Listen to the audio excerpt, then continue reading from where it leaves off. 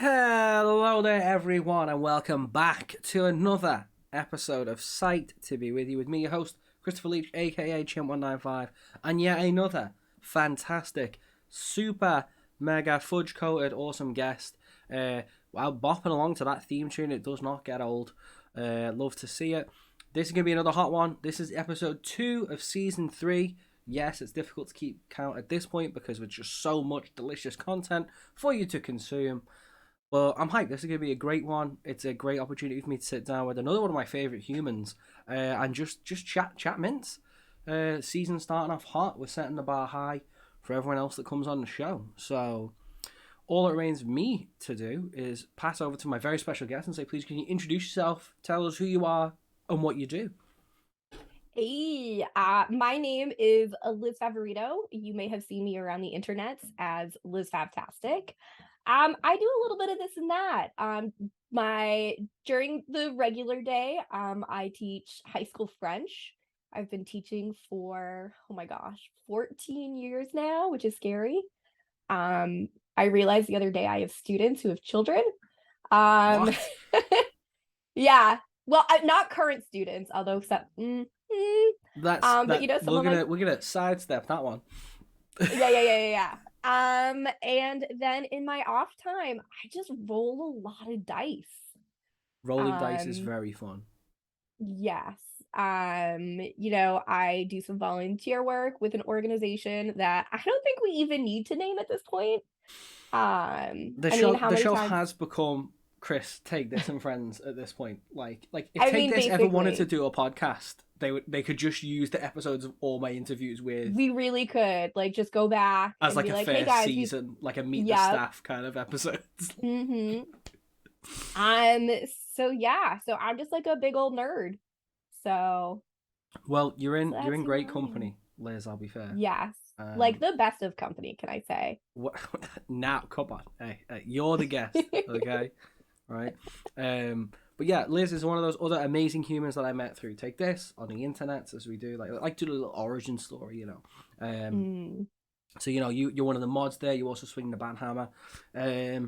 Not very love that often, Van but Hammer. you have the power No, to the power to. I do. And we met there. We met in Boston last year at Take This. Ludo at the Take This booth was where we physically met during PAX Hmm. East.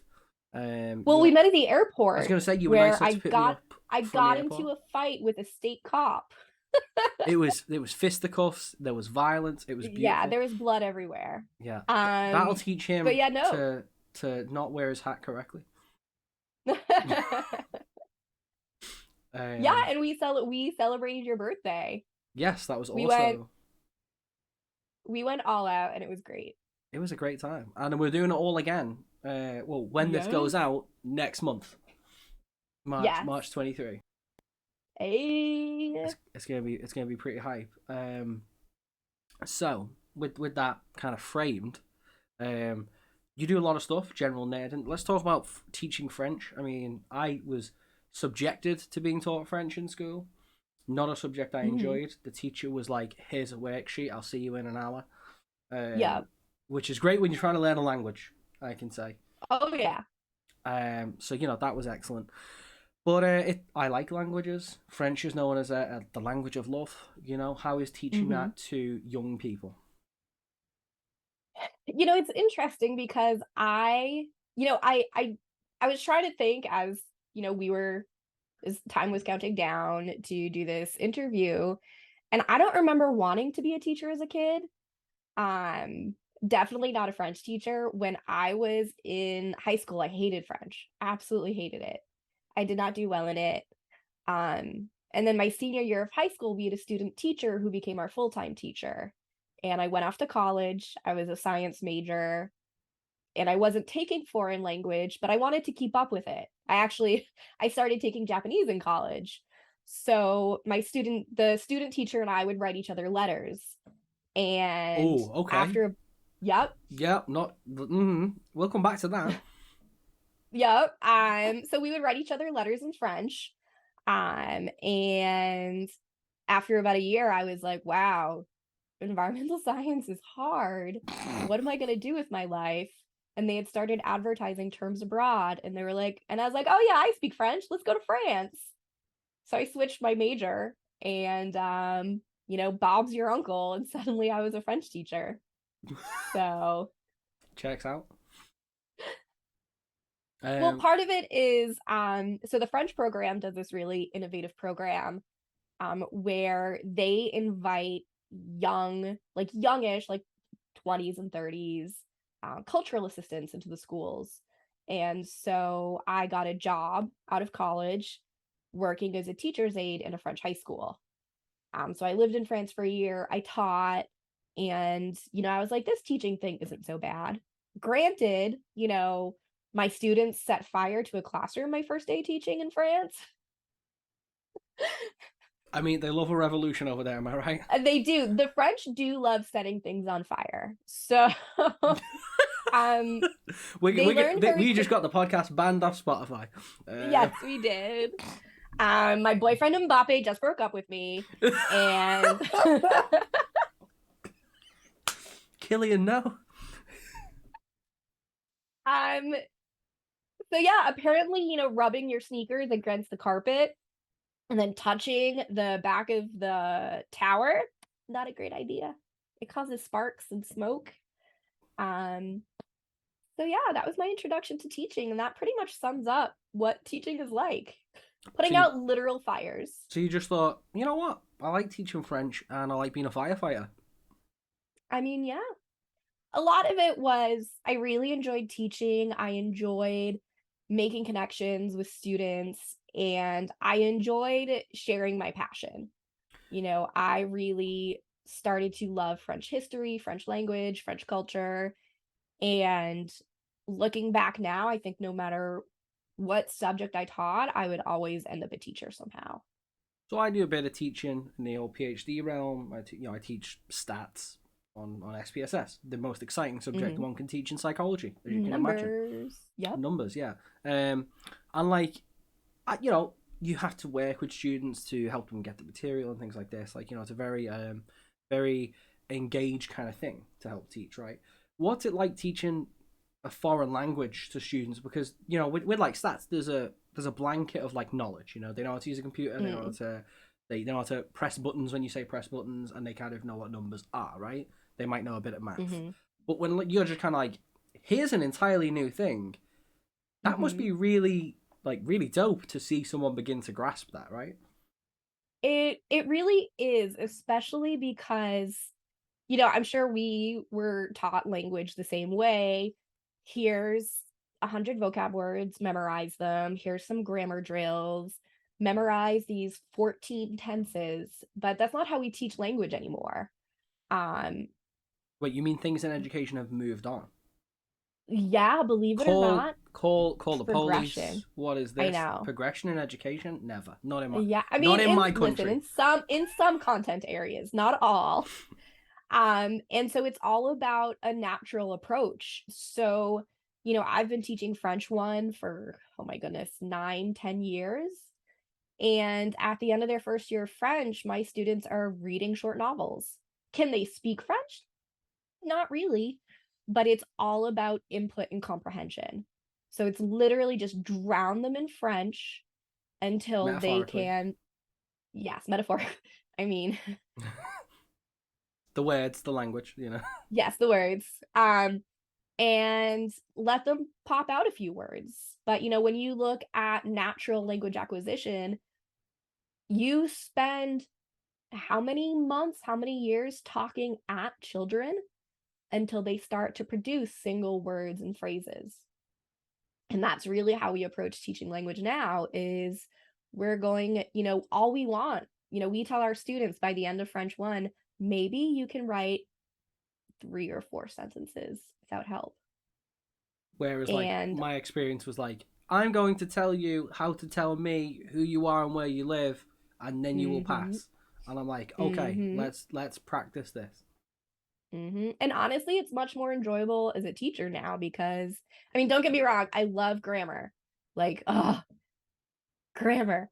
But well, okay, I'm gonna put an 18 rating on this podcast episode. Yeah, The romance between you and grammar, just steamy. talk to me about the past subjunctive and like, let's go. The Passive. I'm like, what? I know. But language and teaching has become much more enjoyable because the kids aren't suffering and you're having fun, and I get to do so much more culture with them. And I'm a big history nerd. Like, I have a tattoo of a guillotine on me, so I get to take 2 weeks to talk to the kids about the French Revolution, and things that we never would have touched when I was in school. So I would say you're a very cool human. That's how I would describe you. Do you kind of like, what's kind of your approach to physically teaching? Like, obviously you have the methods and the program, right? But like, I imagine you to be a very kind of cool, chill teacher, like the kind of teacher that kids like. You like, do you have like kind of a no English in this classroom kind of approach? Or... Oh, dear God, no. Dear God, no. I teach lower levels, and the unfortunate truth is that as a French teacher, it's all about the numbers. If there aren't enough kids who are willing to take French, they're not going to pay me. So it is a little bit of a popularity contest to begin with, because if you don't have the numbers to run the classes, they don't have the money to pay you.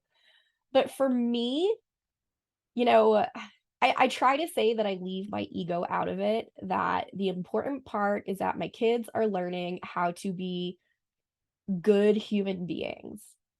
If my students leave the classroom and they don't know a word of French, but they understand a little more how to be like a good global citizen, that's a win for me. Because I take the kind of same approach in that, like, I deliver, like, and this is a quote from someone who peer observed me, like a stand-up comedian.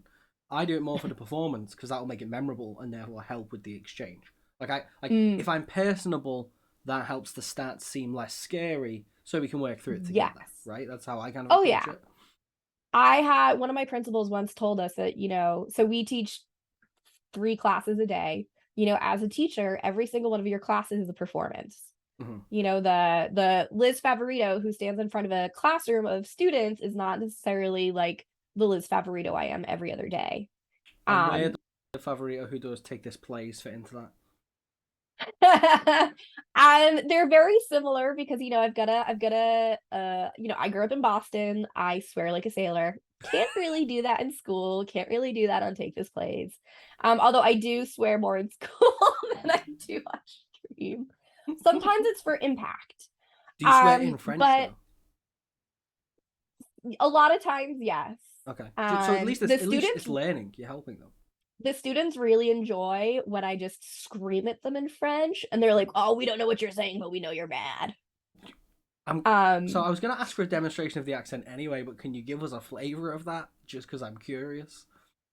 Like my French Liz. I realize how this sounds like. Please scream at me. Like, not okay. You want me to swear at you in French, or? I mean, you just like give like I'd like to hear your accent, say something in French because that's cool. I like accents, but also like if you could get a bit mad so we can get an essence of what that's like, that'd be great. Okay, I'll start off like teacher, and then I'll bonjour, je m'appelle Elisabeth, j'ai 37 ans. Oui, j'ai 37 ans, ouais. Et j'habite à Massachusetts. Mais vraiment aujourd'hui, tu me casses le cul et je suis fini. Alors t'es un vrai con, ok? Un vrai con. Oh, you could hear that was exquisite. now if you're listening to this, you'll go check out an episode of season 1 with Oksana Bock, who's also a French resident living in Germany, and compare those accents.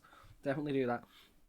I will say I've got a little bit of a northern accent when it comes to the French, like a northwestern accent, because that's where I lived. I lived with a French family when I was in college, and that's sort of where I became comfortable with the language. But yeah, the French are very creative when it comes to swearing. So swearing in French is a lot of fun.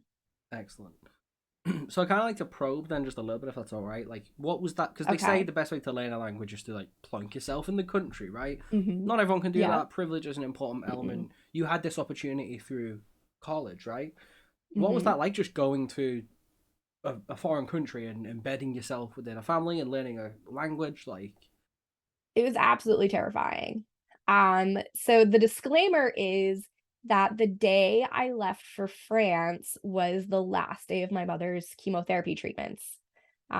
She had been diagnosed with breast cancer, and I was a very, very nervous child to the point where I considered not going because I was so worried about my mother. And my sister is like, don't be an idiot, like, go. Um, so my program director mentioned to my host mother, who is a saint of a woman, I love her so much, that, I needed a little extra TLC because of all this that was going on with my family. And she took it a little too far. Um, the French love food. French food is amazing. Ugh. Mm-hmm. And I would eat my dinner, and without saying anything, she would just put more food on my plate. And I didn't want to be rude, so I would eat, and she would put more food on my plate to the point where I was like eating myself sick. Oh. And I had to reach out to my professor to be like, someone needs to tell her to stop. Like, so I remember the day she got the phone call, and that night at dinner, she like went to put more food on my plate, and my host sister was like, seriously, just stop. Like, I'm sorry, your food is so good, but I'm gonna throw up. I mean, It's you're too there much. just like there's a limit to how many croissants one can eat. You know what I mean? Yeah, I mean, is there though? It's high, but it's there. Yes, it's still there. Um, so it was scary, but luckily, I had all my friends with me. I was friends with everyone in my program. We met it was a program for international students, so we were in classes with other kids who were learning French. I unfortunately had to take creative writing, which, for all that I love TTRPGs, I am awful at creative writing. I failed my creative writing class. Literally the only class I've ever failed in my life. And now I just play D&D all the time. Funny how that works out. I know, right? Okay, so So, that gives us a really cool like understanding of how you got to where you are with your teaching. I think that's really mhm. cool. I've like tried a couple of times to learn a different language and just never really It's had not easy. it's I think it's the spare spoons, the extra cognition, Hmm. but also like truly I think unless you are in a class with a truly trained professional or you are going to the country, it's really difficult, right? Like, using apps and stuff will get you so far, but it's not going to Hmm. really help you understand like the syntax of the language, right? Hmm. Um, And not only that, but what you learn in a textbook and the way people speak in real life are two completely different things. So I didn't feel like I truly understood French until I lived there. It also helped that my host family did not speak English. I had an older brother the only English he knew was the chorus to Ciara's 1-2 step. It was very popular at the time. And wow. he learned how to say you have no friends. And so when we saw each other in the house, we would body slam each other into the walls. And he would yell in English, you have no friends. And I would yell in French, you have no friends. There's like an element of like the brutal truth within that. As two people volley, Yes. you have no friends at each Yes. other. Uh, big sad. But it was great. It was like a real sibling relationship. So, Have you like, I been back really to felt at France home. like that many times? Like, have you spoken to the host family since? Like, Oh, we still talk. I've gone back to visit them. I've lived in France a few times. So, pardon me. yes. I've chaperoned a few student trips over there, which is whew, that's always an interesting situation. Um, but yeah, I like part of me will always feel a little French. And like Okay. not necessarily like national French. Um, but my host family was in Brittany, which is like it's like a whole other world. Like, as Quebec is to the rest of Canada, Brittany is to the rest of France. It has its own culture and way of life, and it's just the chillest place in the world. For UK listeners, as Liverpool is to the rest of the UK. Well, Mm, the rest of England, I should sure. say. Yes. So Okay, interesting. Okay, I can see that parallel. I mean, have you ever thought about moving over, like, permanently, like staying in France, or? mm, it's tricky because, family is very important to me. I've got an elderly mother who I could not live that far from. Hmm. Would I love to go back for a year or two? Yes. Or, one day spend my summers over there, but I don't think I could make it permanent. Oh, like a So, house in the chateau kind of thing. yes, Like my escape to the chateau, Loire country. Valley. Yeah. Yeah, little Okay. cottage somewhere. You can usually find like rundown French castles on Zillow for a couple 100,000. Like, I'm sorry. What? What? Just like. I mean, they're everywhere. You can't like turn a street corner in France without running into like a rundown chateau. So, I mean, there's literally like a TV series like Escape to the Chateau, like in England, where it's like, yeah. rich people go and buy a broken down chateau in the south of France, and Hmm. you see them do it up Hmm. over the course of an hour. Oh yeah. Aren't like, oh my gosh, I don't know if they're popular in the UK. Chip and Joanna Gaines, they're these home makeover people who are super popular in the US. And I believe they literally are doing a show right now where they like renovate a castle. I mean, we So, probably have equivocal people. I mean, I don't watch yes. daytime TV because Mm, I'm a busy boy, but mm. generally speaking, like it's the kind of crap that we eat up. Yes. See, because I used to love, oh my gosh, what was the show where they would fix up people's gardens? Oh, like backyard SOS or something ridiculous, or like a Oh, insert names beautiful backyards or something. no, it was like even, Like, it was, oh man, it's it'll be gonna drive like me crazy. garden SOS or just something silly because that's how British programs are Yeah, usually named. Like yeah. Homes Under the Hammer is literally a program about homes that are bought at auction. Homes Under the Hammer, Yeah, like no, you I couldn't love, get a more like bluntly uninteresting title for a TV show. but they're so good. Like Home Run.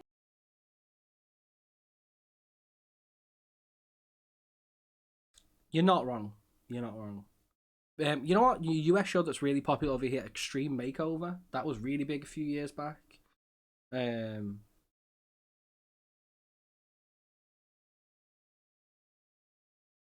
no, I mean like it was definitely like a while ago that it happened. That it was really big. Um,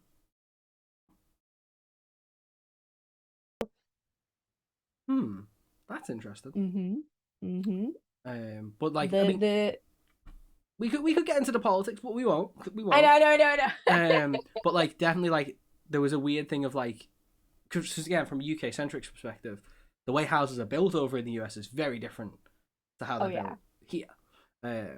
But like it was interesting to see like yeah, and we're just gonna build a massive freaking mansion, like Mm-hmm. just because we can. It's like okay, okay, boss. Like we have 60-minute Mm-hmm. makeover here that where we'll repaint a couple of rooms and give them a sofa.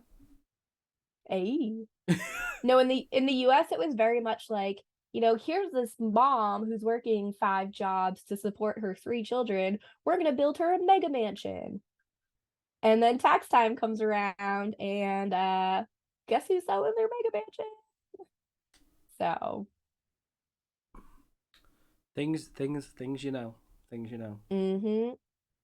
Okay, so to unswiftly move on as I check my notes here because Yes. I am a professional podcast host. The word professional in a quotation.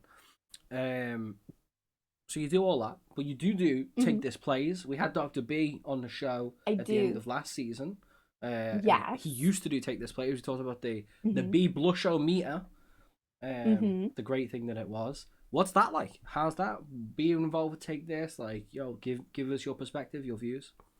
Well, it's funny because I'm still not quite sure how I ended up on I don't know how I ended up here, it. but I'm here and I'm not going to leave.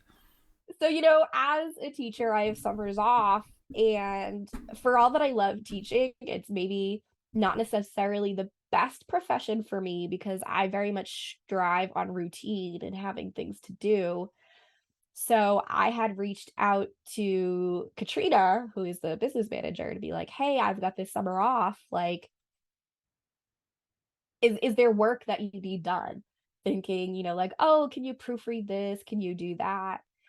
And Katrina was like, here's a laundry list of like tax code we need to familiarize ourselves with. Here's this, here's that. And by the way, we need someone to pick up streaming with Dr. Hayes. And I was just like, yeah, okay. And so I did a couple streams with Sarah, and then it was time, our the most amazing and wonderful Dr. Kelly Dunlap. It was time for her to return to the show. And they're like, no, just stick around. I was just like, okay, I'll stay as long as you want me here.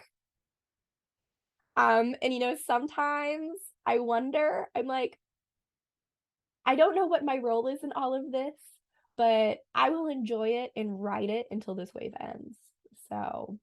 So my question then is, take this if you're listening. What would you put on your CV to describe this time?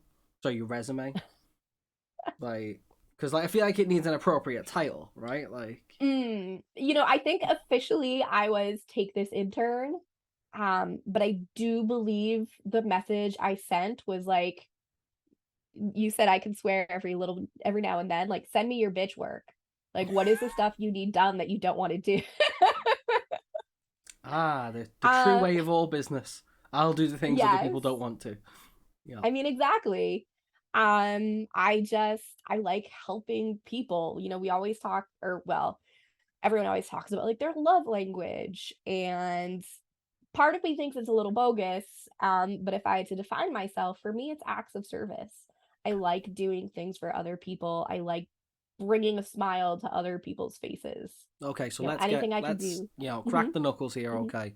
Okay. I love the whole like love language, but bejazzle kind of stuff, right? Okay, love it. That's all fun. But for me, you fall into that taxonomy there of like, we're going to take things, and a very rich person has decided to put these in boxes. I know. Claimed the labels so that everyone can now use them and make them normal, so I can be rich. I had a big debate, like, why do people love putting their Myers-Briggs results like in their bios on social media websites and stuff? Like, I'm an INFJ. Great, mate. Like, the Myers-Briggs is awful, rooted in colonialism, racism, ableism, and everything that's bad about everything.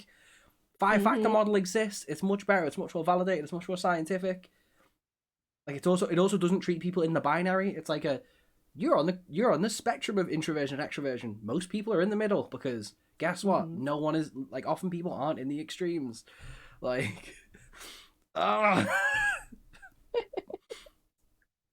know. I think as a layperson, it's language that works well for me.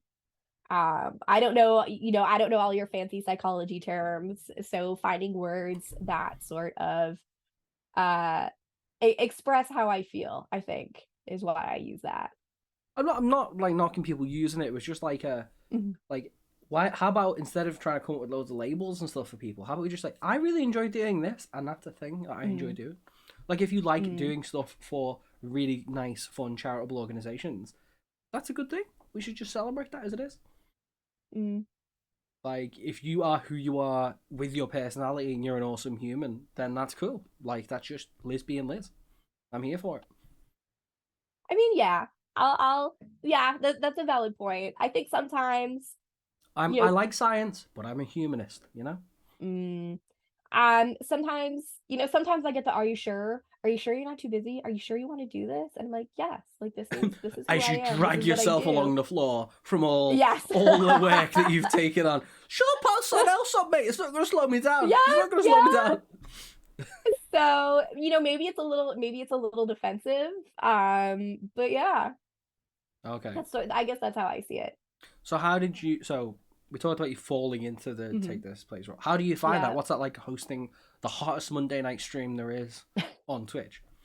It's a ton of fun, I sort of, my relationship with Take This, I sort of fell into it.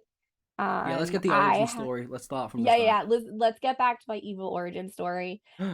So I've been going to PAX East for years and years and years. Hence big nerd, right? Yes. Yeah. I was actually, and I didn't realize this, I was at the very first AFK room because it was my first PAX, and I got out onto the expo floor and it was just like, nope. Bye. And so in 2019, I bought my passes for East, and my crew that I usually go with were like, oh yeah, we can't go this year. And I was like, what am I going to do for a weekend by myself? I'm Have not, fun. I mean, so then I get this email that's like, hey, do you want to volunteer for Take This? I was like, well, I may as well. Somehow my very first shift ended up being working a fundraiser party that Wormwood threw. So my very first experience with Take This was, all the purple people, as we call them. Take this Like, staff for people that don't know the Discord. yes, Full of Take This roles. staff. They had, yeah, their roles in Discord are purple, so we call them the purple people. Purple being best color, as we As know. yes, yes. All of these guys from Wormwood, all of these other organizations, and I was like, this isn't that bad. And then, I'm sorry, this was 2020, because then, 2 weeks later, the world shut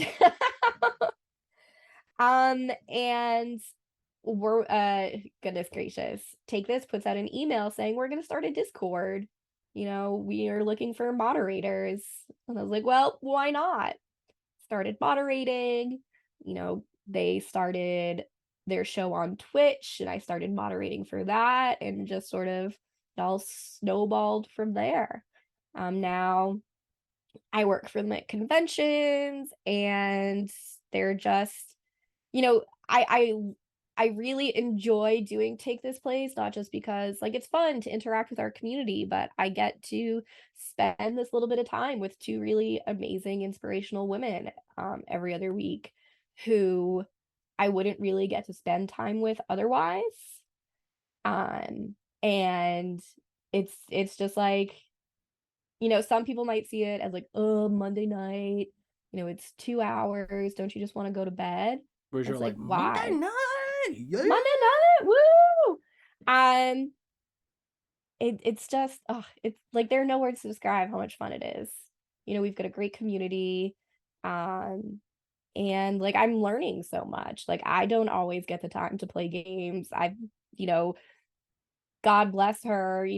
Sarah took like 2 hours one day to show me how to work OBS and all of that. So, they're Dr. just Sarah they're just Hayes, putting also all those tools in my previous guest on toolbox. the show, by the Yes, way. Excellent I human. know. I don't know if there's anyone I can name drop who hasn't already been on your show. uh, it is what it is. What have you played Listen. on Take This Plays? So episodes go out on a Monday, so there's a 50% Mhm. chance that this will go out on a day Take This Plays is. Uh, but like, what Oh my what have you goodness, what have played? Obviously, for timey-wimey reasons, we're recording this early, so prior to release, mhm. by like a couple of Mhm. months, because I'm a very prudent host. But like, what have you played? How's that been? Anything like caught your eye? Anything you've played afterwards? Like, We have played, oh my goodness. I've got a folder for this. be Um, careful about opening your folders. I know, right?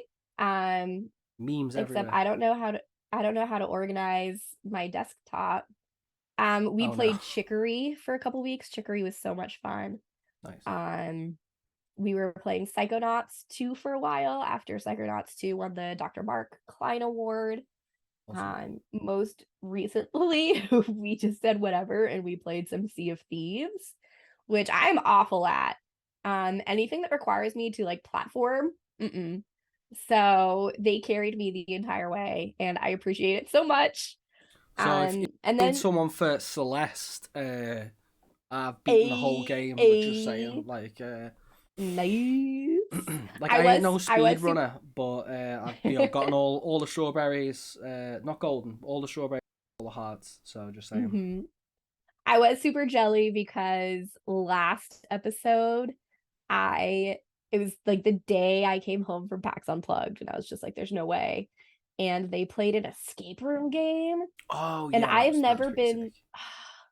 I've never been so tempted to like hop on camera, like with my face erect and my hair up and my PJs, and been Yeah, like, let's go. I'm a play. But Like, yeah, yeah. Like I've already had my cough medicine, but it'll be fine. if I start chatting So, nonsense, just me. It's fine. yeah, yeah. Just let me in. So The irony being in an escape room you're trying to get out. I know, right? And oh, and then we play a lot of Jackbox games, which is a ton of fun. Although again, sometimes I struggle with the which we say it's PG-13, Scar dies but off screen. And as someone who has worked with kids for such a long time, I have the maturity level of like a 13-year-old boy. Oh no. So there's been a lot of like, this is the best thing I'm gonna say, and then like, hold on, backspace, backspace, backspace, can't say that. Yeah, I've like, So not to flex again, but I've kind of slayed at a couple of Take This Place Jackbox Party games. And like you do have to be like, no, I won't get away with saying that. Like, or like, have you ever tried to like put something and like because they have the setting on like it's like no, you can't say that, mate. Like, yeah. I did set off Dr. B's blush-o-meter several times. But there is one, and I'm probably gonna get yelled at for bringing this up.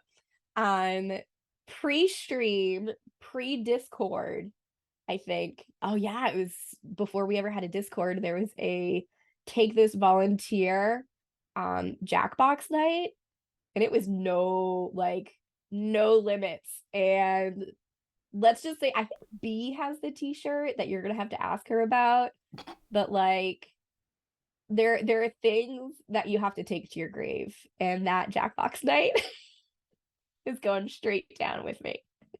oh wow, okay, the forbidden, Yeah, the night we shall not discuss. the night we shall not discuss. I'll tell you about it off stream, but yes. I think I would get blacklisted if I mentioned it to the public. I mean, listen, there's some public don't need to know, and there's an important thing with like a bunch of Take This volunteers having to hang out and like an official Take This event. There's a huge different thing because hugely different. When like we went out for my birthday, everyone there was like Take This adjacent, but we weren't there in a Take This capacity. We were just going out for food. Exactly. Birthday boy, like. Hey. And like I hang out with the Take This crew regularly because Flex. we're just like, well, I mean, there's some folks who are local, and I think it's like part of the draw is that you're automatically just kind of an awesome person if you're someone who's involved. I mean, when I was there, everyone there was an awesome person, so it tracks. Makes complete sense. Like this is the example of how much we all vibe sometimes. Myself and two of the moderators were meeting up for the very first time, and it was over the summer a couple years ago, and we were like, let's do something nice. Let's like go to the Arboretum and take a walk. And we're there for 10 minutes, and we're hot and miserable, and we just look at each other and we're like, so we should just go to the bar, right? Nice. It's like, yeah, it's time to go. So I feel like we should regale the audience with that time we were at PAX East and tried to track down Snaky Bus. Oh yes, with Aaron. This was an adventure. It was a quest. It was Snaky Bus. It was, and if you've never played Snaky Bus, you really don't know what your soul is missing. It fulfills a need that Maslow hadn't even thought of. And it's right at the top of that, pyramid of needs. And we went everywhere. We went to like the PC. Well, no, we started off in like console play, and then we went to handheld. And I think we literally cheered out loud when we found it. Yeah. And it was so much fun. And you went on to play it many, many times on stream, if I recall. It's so good. Snaky Bus, it just offers. So for those that don't know, Snaky Bus is the classic mobile game Snake, represented in 3D, but with more silliness as you pick up people and drop them off around real world geographic locations. One of their levels is in France, for example. It has a competitive multiplayer mode. Did you ever play Taxi? Yeah. Because I loved Taxi, so I feel like Snaky Bus is if Snake and Taxi had a baby. Yeah, you gotta pick them up, you gotta drop them off, you gotta get them to their location, and you crash into things or not. and try and avoid crashing into yourself. Mm-hmm. If your bus stops moving, it's like that movie where, like, if the bus stops, like, the level ends. Like, but like Beat. the Yep, yep, snake yep, does yep, yep. comedically blow. Like, one of my Twitch clips is like at the end of a snaky bus level, and it you know, it goes, and there's just this corgi, and it just freeze frames like this corgi behind fire. I just could not keep playing. Bear start laughing. Like, And it's such like a simple design, but it's so much fun. you've not seen happiness until you've seen three people sat next to each other, socially distanced, masked up, Mm-hmm. playing snaky bus Yeah, on an this expo is floor. true. This is the way, Like, that true happiness right there. And Mm-hmm. again, we're hyped to be doing it all again. What will be technically next month, Ooh, when this shoot! goes I out. better start cleaning. um, but like, it's gonna be cool. It's gonna be cool. It is. I kind of like, again, I think with like the experience that I had with PAX last time, it felt like very like I didn't know anyone. Everyone took me sort of like under their wing. It was nice, and there was so many people there that I was trying to desperately press. Whereas like this time, like Second Coming feels like a bit more chill. Mm. Like, I'm definitely gonna, like, try and get, like, in the Hope booth or something like that for Take This. Like, Mm-hmm. just, put it like. I know someone who might be able to get you in. Well, I filled out the online web form. Okay, it's volunteer. Excellent, excellent. But Fill out like, your volunteer I'm form. gonna be trying to be a bit less self-serving, and put a little bit more out when I go PAX this year. Well, it was your first PAX, and part of it is putting yourself out there and networking and meeting people. Well, like, all of, So, like, like, out of my academic heroes and heroines, several of them were there. That was quite overwhelming. and it can be incredibly overwhelming. Not just the convention itself, but here are these people that you've idolized, and you're like meeting them in person for the first time, and everyone's wearing masks, and it's like, I, I mean, I'm personally, as a teacher, I'm so bad with names. And when all you can see of a person is like from here up, I'm like, if everyone could just get super distinct hairstyles so I can learn your names that way, I mean, got I you would covered. really Got you appreciate it. covered, fam. Yes, Like, yes. I mean, you're saying this to, like, a guy who's legally blind / visually impaired. Yes. I go by voices, and then all voices are muffled. Rightly so. But like, you're like, sorry, can you please tell me who you are? Because I don't know. Like, Yep. Yeah. I'm like, am I gonna make myself an idiot because we've already met this weekend? Like, please just forgive me. I on several occasions, like, saw someone that I had seen only on a panel and got them confused with someone else. Like, because I just knew them from the panel, and like, they obviously, panels are so much information, and this was like afterwards. I was like, oh, like, you on this now? No, I was like, oh, sorry, I'll see myself out. Or the no, I swear, like I commented on that tweet you made about this, and they're like, yeah, no, that wasn't me. I'm like, I'll see myself out. You're like, is that my ambulance phoning? I'll just leave. Like, Oh, I think I hear my mother calling. oh, I think I've left the iron on. I'll be right back. Yeah.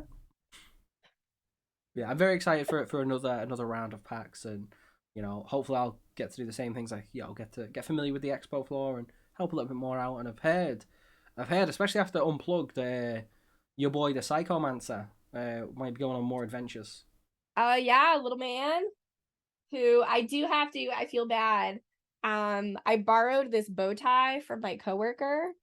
And apparently I have to give it back at Oh, well, if we it was a little can't get like an official, bow tie in time, I will bring one of my bow ties. Oh, there are plans in the works. Yeah, but But I've threatened to bring little Chris. I'd take up space yes. in my suitcase with little Chris, and he can wear a bow tie as well. Like, excellent. that won't fuel I anyone's do. nightmares. Well, it was a little serendipitous because I had this plan all along. Like, I'm gonna bring the Psychomancer with me. I'm gonna take all these pictures of like, oh, look at him, he's experiencing the con.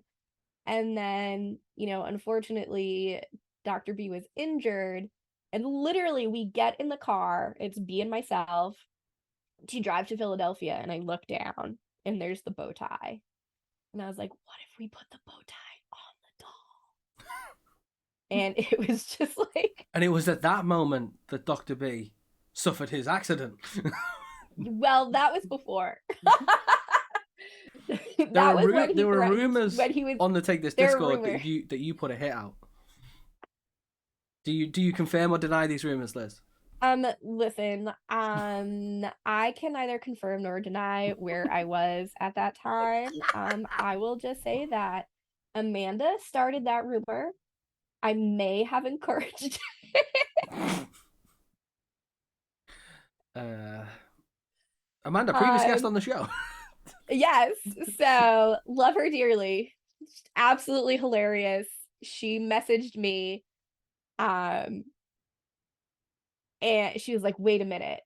She was like, I see what you did there. Taking out a hit. And I was like, what are you talking about? And then I screenshot her message and shared it in the chat. And then it just took off. You started your own rumor. Just like... I started my own rumor about myself. That's like you rolled a 20 on that charisma roll. I really did. Because like, why not? Why not? Why not? For those that don't know, there is a psychomancer in the shot, or you can see on the video version of the show at the top of my Yes. shelf. It sits there. He watches over us. There's him. There's a Caesar. Yeah, from now a Wargroove. collector's edition. Now a collector's edition.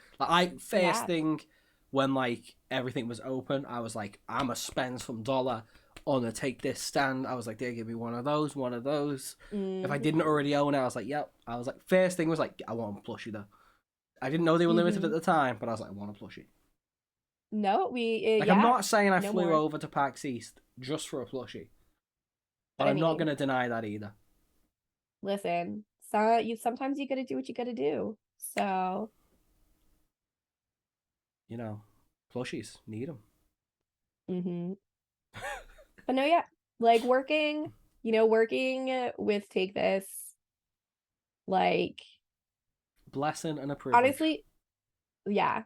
And it's an amazing experience. And honestly, like, and I've said this to them, it's made me a better person, and it's really made me a better teacher. And it's like, but how? Sometimes the students accuse me of putting on my therapist voice, and they're like, Fab, just stop. Even though you're not a therapist. Even though I'm not a therapist, they're like, they're like, we recognize those words. Okay, I'm sorry. But working with a mental health organization, like, I've struggled with depression and anxiety all my life. Mm-hmm. And they've given me the opportunity to realize, like, it's okay to not be okay, and it's okay to be very upfront about when you're having a good day and when you're having a bad day.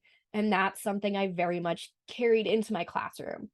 I, not to toot my own horn, but I have a reputation in my district for being good with, like, those kids. Oh, okay. The kids who are struggling, the kids who like, have additional challenges that, like, we decide not to provide any extra support to because it's their fault they have challenges, quote right unquote. They especially, like, the kids with anxiety, kids who are with social emotional issues, a lot of the queer population at school. I've had parents request their kids be put in my classroom, or that kids get moved into my classroom, because I very much learned that transparency is the most important thing in the world. Especially, we were going through a pandemic at such a critical time in these kids' development, and they come back to school, and they're hot messes. I love them so much, but they're really hot messes. But I was too,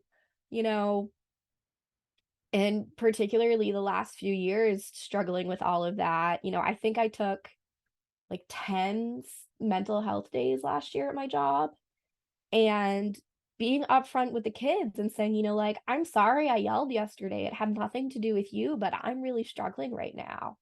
You need to, like, I understand that, your attitude in class has nothing to do with me, and you have to sometimes understand that my attitude in class has nothing to do with you.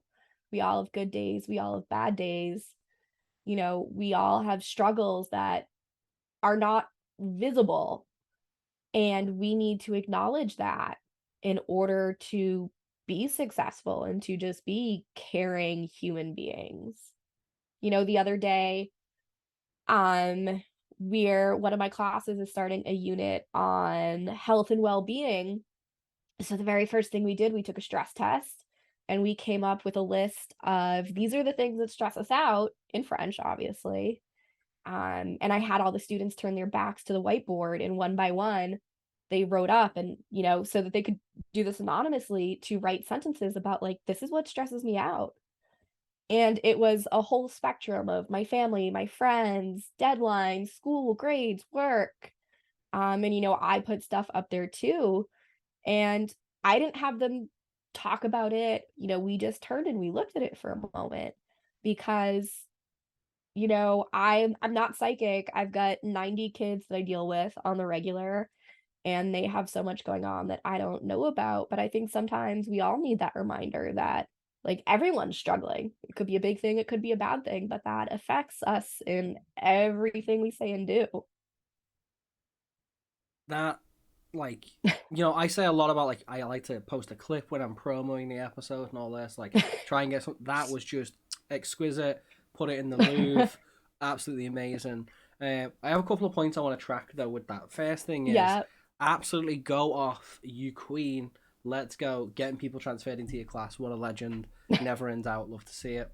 The second thing is, like, you know, the fact that you bother to sort of be vulnerable, I guess, and, like, give that Hmm. part of yourself over to the learners is amazing, because I think that does help, and it shows, like, that normality, and even drawing that line between with soul. I remember when I started, like, with my first proper job, if you will, quote unquote, was like, Hmm. what happens outside of work shouldn't affect you in work. You gotta get that happy face It's on because you're in impossible. customer service. It's just so wrong. It's like, oh yeah, I have to be a Hmm. completely different entity. That's not healthy. It's just not. No. I also think that, um, so I'm like, I started my PhD in the pandemic. That's had an effect on us as a cohort. I've taught students who missed their, like, college, as we would say in the UK, like 16 to 18 education was all online. They hadn't sat exams, Hmm. like, almost some of them ever, because of their birthdays. They missed online exams in GCSEs and stuff. Um, and then you see that translate with, like, their behavior and their engagement and stuff. Hmm. And then last thing, I think, I joked before when I was like, I teach like a stand-up comedian, but the thing I try and do is, like, try and speak to them. And, like, just the other day, Hmm. I chatted to a student who was really a bit more, chirpy, engaged a bit more energy. So I just, took that the 5 seconds it took, just sat next to her, quiet, like, just want to check you're okay, you don't seem yourself. Hmm. She'd just been out the night before. She's 18 and at uni. Okay, she'd had a rough night. Fair enough. I was like, Yeah. drink plenty of water. If you need a snack, make sure you have a snack. Simple as that. Hmm. But it's about being willing to do that. It's easier sometimes not to, because you're like, oh, if something was said, you'd have to send an email and signpost and all this. But, like, Hmm. being willing to do that, and I do think I agree. Obviously, there's rules, regulations around this, but for me, being part of Take This, I definitely feel much more empowered in doing that. Like, even as someone who, like, I'm researching mental health, but, like, just knowing that there are other people that are like, yeah, this is a dead normal thing to do, follow your sort of, like, individual policies and stuff, but, like, don't be afraid to check in. Like, I'm always really Hmm. transparent with them about how I'm feeling. Like, I've had student feedback and I've reported that back, saying, I've had it, I hear you, I want to improve, or thank you for the positive stuff, because it's important. Like, there's an important line to be drawn between, teacher and student, but, Hmm. like, beyond that, like, you're all people. Hmm. And I think so many times that we're so concerned with how we're being perceived that just common empathy is left at the door. One of the things, I taught middle school for years and years and years, and the very first day of school, we were always told, whatever you do, like, don't be alone with a student, don't touch the students, like, don't ever put yourself in that position. And I, in the past few years, I'm like, you know what? I'm like, kids need a hug sometimes. There's nothing wrong or devious about it. Sure, I have that privilege because I am, a female teacher, but like if a kid asks me for a hug, I'm not going to say no, you know? I have students who like I'll walk by them in the hallways and they'll just put their arms out like a little kid and I'm like, "Yeah, like you need a hug, bring it in." Like sure, like I'm a French teacher. My overall job is to teach them French.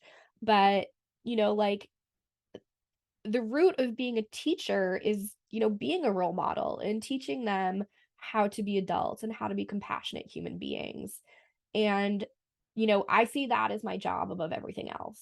Like, like I said, like, fuck it. They never learn a word of French in their life. That's fine.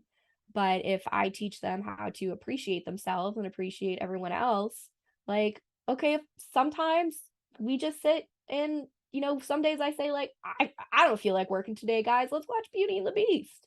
And we watch Beauty and the Beast. Sometimes they've just come out of a brutal math test. And I'm like, you know what? Like, that's fine. Like, let's color.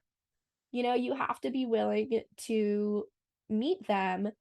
And I don't want to say that we coddle kids, but we forget that they are capable of these complex emotions. And we need to not sweep that aside. We need to treat that as well as everything else.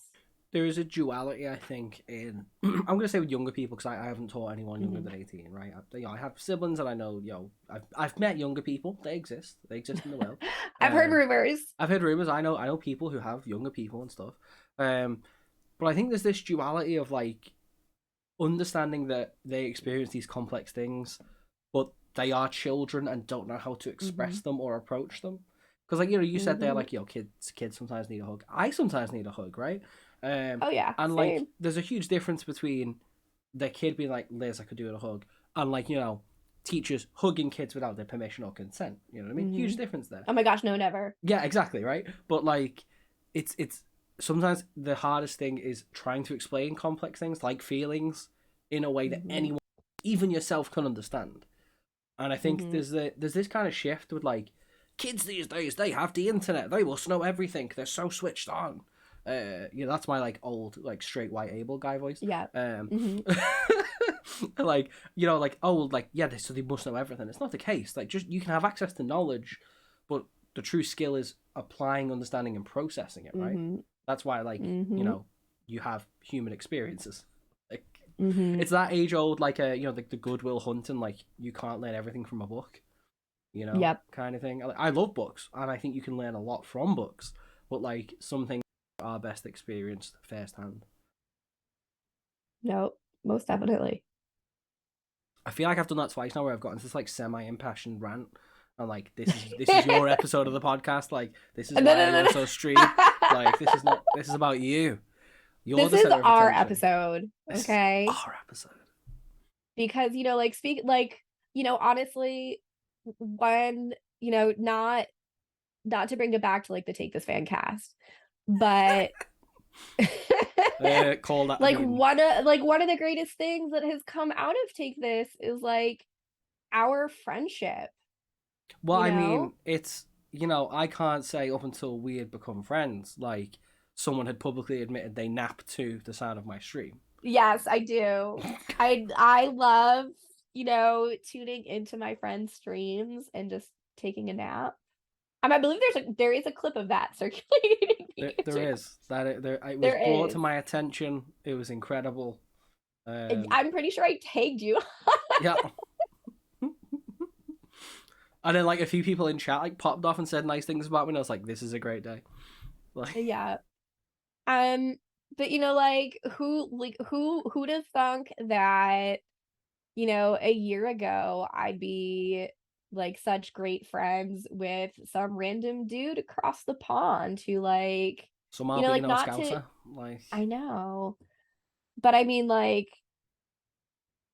legit, how much I love to like we agreed like our goals in life is to just like blow each other up. Mhm. and to support each other. But like, if you have not had the opportunity to become friends with Chris, you need to become friends with Chris because hands down, like one of the funniest, nicest guys. Like, you need a friend and he is there. You need someone to make incredibly inappropriate jokes with, and he is there. Okay, so I wasn't gonna Um, mention this, but I feel like we should, for the sake of transparency. is this One our of timesheet? Yeah, one of our long running jokes, right, was like one of us, usually me, hands off, I uh, would say something vaguely inappropriate, and we'd be like, okay, that's 2 hours of additional training. Yeah, Like, yeah. it's I been long don't, running yeah, scorecard, right? Like, yes. I think I've at this point I've lost count of how many hours we have, I feel like but you've it's accrued like, a lot more recently than me. yeah. I mean, I have fully grown into my role as salty mod because I just love the tea. What can I say? Tea that is Um, like so hot you burn your tongue on it, like it's just lovely. yes. Yes. Literally, I had to wait to drink my tea earlier. It was so hot and And fresh. like it's been so cold lately. You just need the tea to stay warm. You really do. And it was just great to find a friend who you can have that level of inappropriateness with. Yeah. And like, I know if I send you something at night, like the comments I'm gonna have when I wake up in the morning are just gonna brighten my day, no matter how nice or inappropriate they are. I think it's again. I think I've said this on the show before, but I'm never going to tire of saying it. The beautiful thing about Take This for me is that I've never stumbled onto a link online and felt like so at home. The people Mm, that are there just seem so welcoming. Again, like we've said it a couple times, but like you and a couple of other people took me out for my birthday. I'd never been to the mm, US before. I traveled alone, like, and I felt so looked after, so cared for. Like I've said it before publicly, but like I was so sad the morning I left because I was just like, wow, I've met these amazing people. That it was legitimately a life changing experience. That gets banded mm. around a lot. It gets overused as an expression, but like this was absolutely huge. And there was a sadness in like stepping away from people that you felt so connected with on that level. So what you're saying is we are getting matching tattoos in March. Yes. Yes. Only if it's of a purple dragon, though. I mean, I'm down. Sweet. There we go. Sorted. Gonna go on our We're gonna asses though, forget that right? we're gonna forget that we've said this, and this will go out, and then someone will mention this in the comments, and we'll be like, Yeah. Like, oh, uh. whoops. So yeah, Amazing. but no, I mean, take this, great people, great people, Mm-hmm. and I'm not Mm-hmm. just saying that because it's a fan cast. I know, right? Remember that time you had to change the name of your podcast? No, no, it's always been psyched to be with you. I don't know what you're on about. Yeah, yeah. Nice little subtitle. And the Part part facial. part of blind psyche is it's fine. It's never been anything Uh-huh, else. uh-huh, uh-huh, uh-huh. Who do you have left?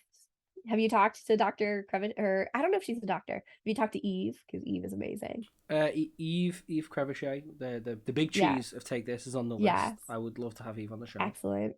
She's so Uh, much fun. I mean anyone who's willing. You know what I mean? That's how this show works. Like, Mm-hmm. Mm-hmm. I've had previous guest Amanda, one of the other Take This mods, great human, Mm-hmm. great episode. Yeah. Um, Amazing hair. amazing hair, yeah, for sure. Yeah. I mean, to be fair, I think amazing accents and amazing hair are two of the core ingredients of this show. Obviously, if you're listening, you don't Yes. necessarily get this, but just have a little flick through the YouTube playlist, follow the Linktree Mm-hmm. link wherever this is, and you just have a look at them thumbnails. A lot of them are me laughing Yeah. or making a grand gesture. It's quite funny. Mm-hmm. It's a handsome bunch, if I must say so myself.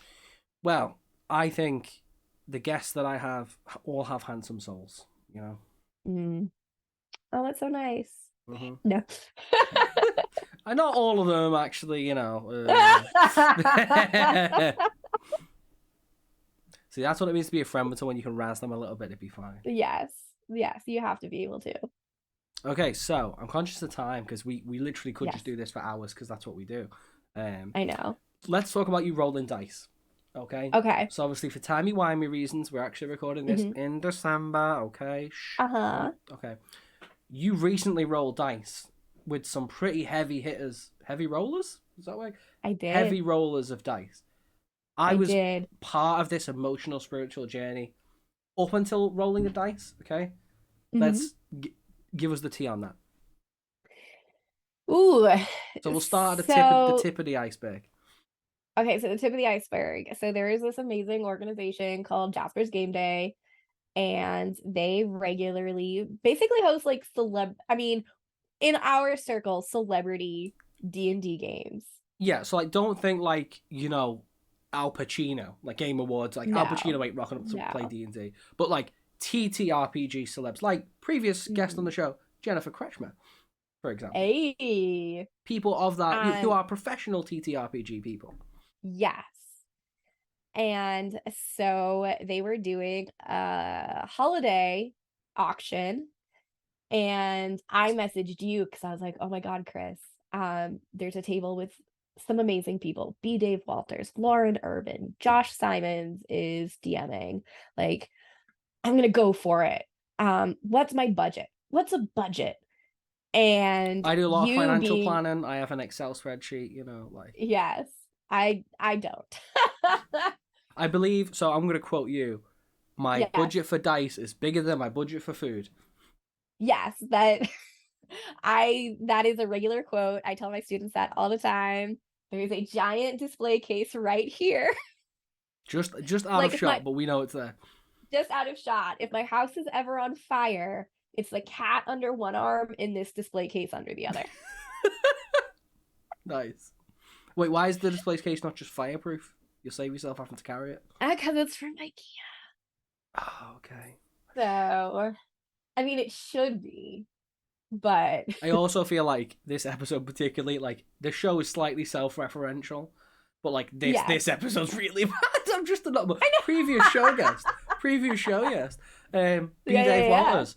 If Let me name obviously drop. you won't know this because it's the episode before this that hasn't gone out yet.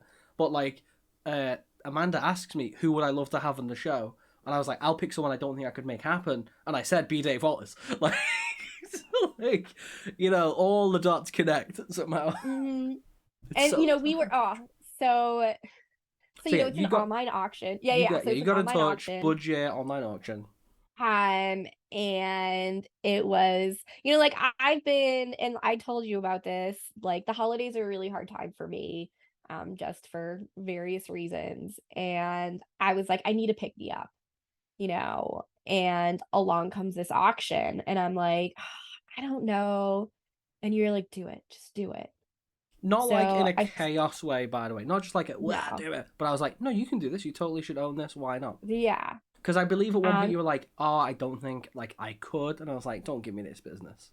but a lot of like who am I to be at a table with these people? Which is, very it is not a great attitude to have, but we all fight with those little earworms. And it comes down to like minutes. And I'm frantically texting you watching the auction like click to an end. And I won. Like, holy crap. Like, I won this auction. I'm going to be in this game. Like, I got to go buy new dice. And for like context on my part, like I was like on the phone to like a friend of mine. Like I'm like I was on the phone. It was like 1 a.m. and I was like, I've got to stay up for this. I need to know how this ends. I Yep. can't sleep. I can't sleep until I know. I was messaging you. Like it was an Mhm. emotional event. It really was. And, like, it's not the first, like, not to toot my own horn. It's not Meep like the meep. first charity stream I've done. Right. And, but like, I thought I was going to be way more nervous going into it because it's like, here are these people that I've admired for so long. But like, it was just so chill. And everyone was so like, when you're playing a TTRPG with strangers, there's always that period of like people talk over each other and, oh wait, you're gonna speak, I'm gonna speak, who's gonna speak? And, maybe it is because these are people who play, who make a living playing TTRPGs. There was just like a really nice natural flow to it. And, everyone's riffing off each other. One of the players was this amazing human being called Persephoroth, who like I had to keep muting myself because I was laughing so hard. She was just absolutely amazing. And like when it was over, I was like, wait a minute, are you serious? Like, we're done? But 3 hours. the greatest moment, I was actually, and you never said anything about this. I gave Chris a shout out. I was like, I just really need to thank my buddy Chris. He encouraged me to put my face out there. And the man himself, Beat B. Dave Dave Walters, Waters. tells me, you did great, honey. And immediately I'm like, clip. Yeah, not because I got a shout out. Clip because Beat Dave Waters. Like, clip Yeah, that. yeah, yeah. It I was mean, just I coincidental knew you, that I was knew you weren't after. watching. Yeah, yeah, yeah. I knew you weren't watching. And, but like, B. Dave Walters told me I'm really good at D&D. And you then, being the great friend you are, looped it for me. And it's now the ringtone on my cell phone.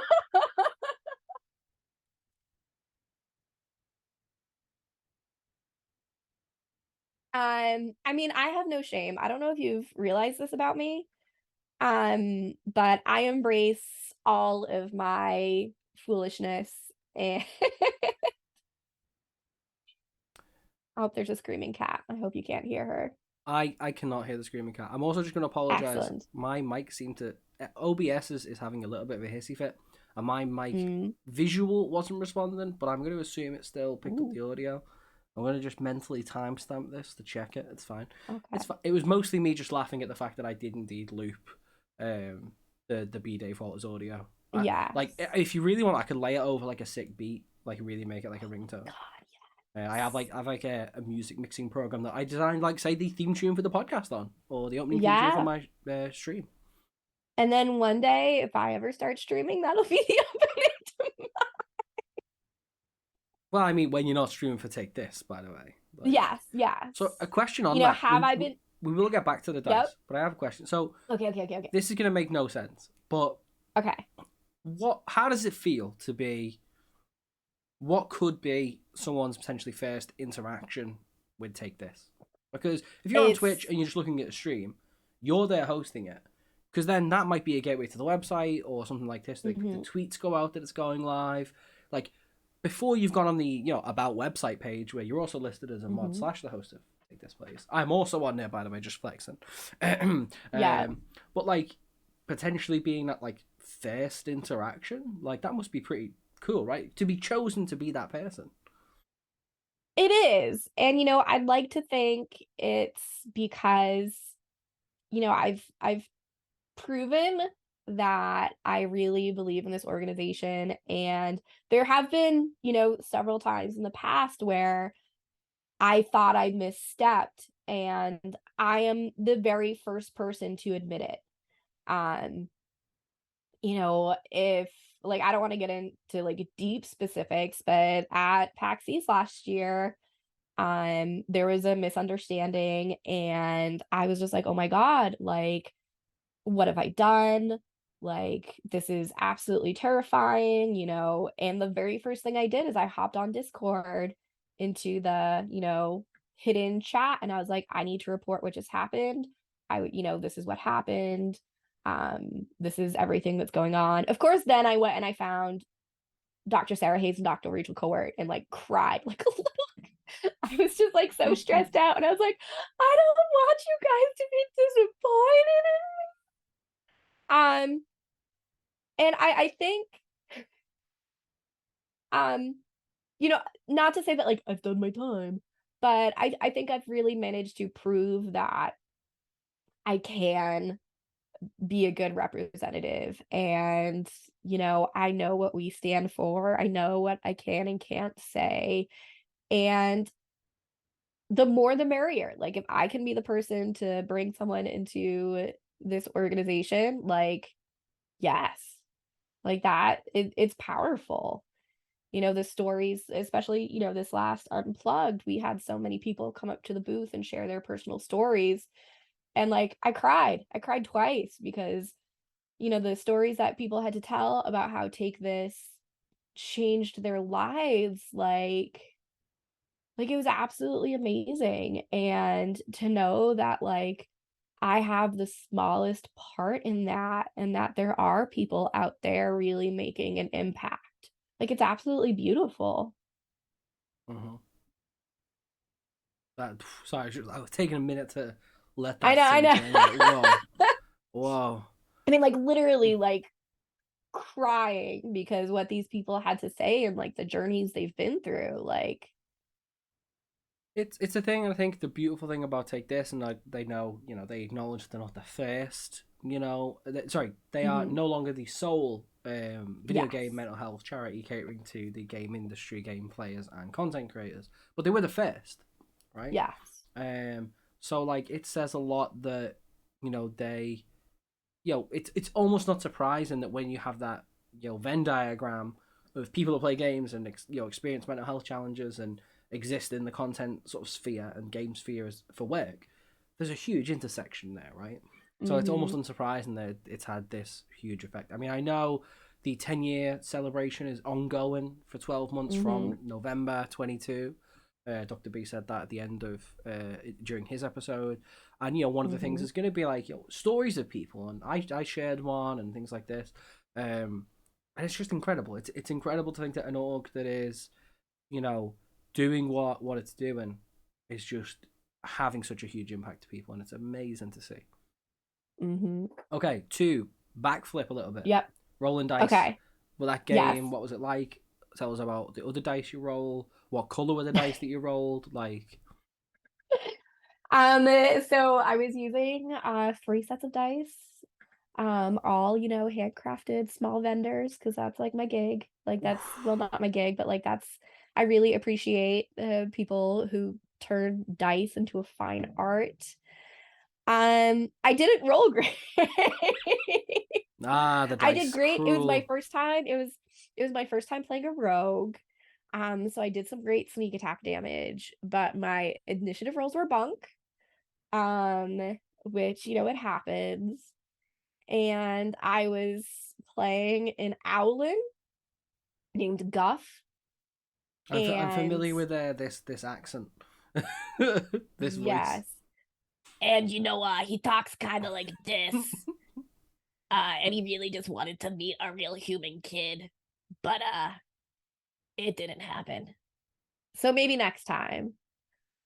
But it was just like it's like sitting down and playing with a bunch of your friends. So which But they were with the celebrities. pandemic, and I know.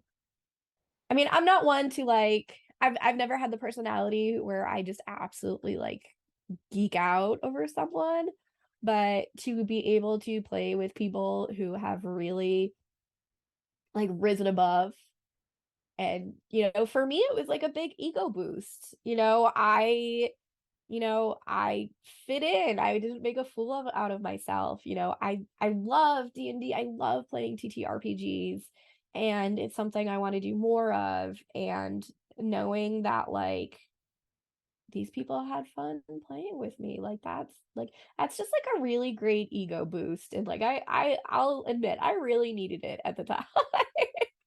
It's pretty. So, There's no other way of saying it. It's an mhm, awesome thing, and I think well deserved on your part. And I mhm, think, again, kind of, remove that imposter syndrome to a degree or two. mm, But mm, again, it's this type of conversation of there's a difference between fawning over on and like that being like borderline inappropriate because power social relationships are mm. a thing, and then like appreciating what someone does and charity auction or no, Oh my being in a gosh, space yeah. to facilitate like getting to share that moment with them, right? Like, Hmm. and the fact that it all went well isn't it is a testament to your ability to handle that moment, right? I I work I work well under pressure when I need to. When you are forced to be the only adult in the situation, when you've got a room of 30 kids and there's a giant spider crawling across the floor, or Johnny just projectile vomited across the carpet. Cool. Yeah, it's part of teaching. Um, I can step up to the plate when I need to, I guess is what I'm trying to say. So you'd be like, what we would say in football is you're an excellent super sub. Like, bring you off the bench and you're Yeah, gonna be fine. But just like you yeah. can't play the whole 90 minutes like all the time. No, Like, no. Send me in for 2 minutes. I'm gonna elbow someone in the face, but I'm gonna get the job done. nice. Okay, solid, Yes, yes. solid. Okay, that makes Mhm. sense. Although I will say my big strategy, and this is so awful, I played soccer. I played football as a kid growing up, and I was awful. I was awful at it. The amount of injuries I came out of those games. I just remember one game. I was like, this is it. I'm a forward. I've got the ball. And I see like the defender coming at me. And I'm like, don't get too close. I have poison ivy. And I'm like holding my arms out, like, I will rub this against you. be careful making that gesture. Yeah. Hey, that fist was close. And that was like my and good night. End I've done episode. my job. Yep. Sensors just popped up. But like that was my big defensive play was like, I'm gonna give you poison ivy if you get too close. So not afraid to get dirty when the job needs to get done. How did that end? Like, did the defender stop and like what happened? Oh dear God, no, I probably tripped over my own feet. Okay, fair. Just checking. Yeah. No, I love playing football. I played like left back of defense, like left side of defense. Such a good game, very much enjoyable. Um, it's a big deal, big deal. It Also going is. back to TTRPG and Yeah, sorry. so no, just like I first time I properly played D&D, I played a half orc rogue. Um, Mm-hmm. and like, oh man, I hit level 4, I think it was, and I got to pick my my roguish subclass. So I was like an Mm-hmm. assassin, and like I was like rolling stealth rolls, and then because I was a half orc, you got sneak attack but savage attack, so it was like an extra d6, and like if you haven't been seen, you're an assassin. It's a guaranteed crit. You're like, oh, just like Mm-hmm. I think I did like 50 damage once from one arrow. It's just like yeah, Oh, so it's good. great. I will say though, paladins are always my like go-to. I love playing paladins and the damage you can stack on a paladin with your smites. Oh, it's beautiful. I was also playing a Dragonborn cleric who was a psychomancer. That was fun. That was Ooh. fun. I have Um, not had a chance to play the Psychomancer class. I feel as if that's something we should throw together for East. It was just a bunch of us playing as like a Psychomancers group of only. Psychomancers. Yes. That would be a neat challenge though. All cleric It healers. would. How do we get the job done when we're all just so darn nice? I mean, clerics can still deal some damage though. They're Oh not short yeah. of damage dealer. No. And like I was a Dragonborn, so I also had like dragon breath and stuff. Like pretty cool. I can't remember what I played in the game we played together. I have a Ooh. literal. Is it up there? No, it's up on the shelf. I can't grab it. It says binder full of women, but the women is crossed out, and I wrote characters. I Um, have several questions. Where do you find a I can't. binder that says I binder well full of no. So women? I mean I wrote it myself. I can't remember Oh, where the okay. meme came from. All right. Do you Just know the binder full of women meme? no. Oh, so this one. Okay. So it's from Mitt Romney, who's an American political figure. And he referenced having ring binders with resumes from female applicants, and he referred to it as binders full of women.